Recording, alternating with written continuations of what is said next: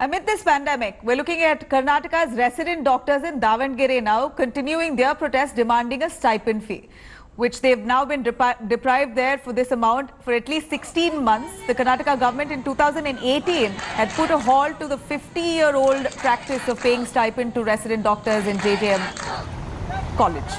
In fact, the B.S. Yediyurappa government had put the onus on JJM Medical College, owned by a Congress MLA, to pay the resident doctors there. But junior doctors continue to pull up the government for delayed payments. Explaining the rationale behind the government's responsibility to pay them stipend, junior doctors clarify that though they belong to a private medical college, they cater to the needs of the district government hospital in Davangere.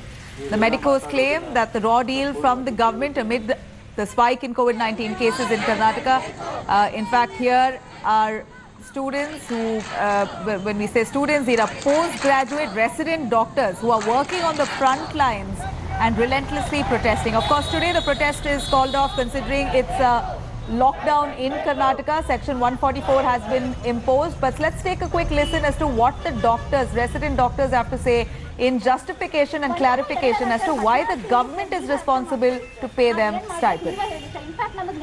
We're a private college working in a government set up hospital, that is CG and WCH, which are tertiary care centers.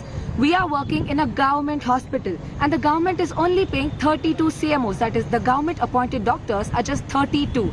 Imagine running a 900-bedded hospital where only 32 government paid doctors are there. The management is paying 80 professors, assistant profs, associate profs and senior residents.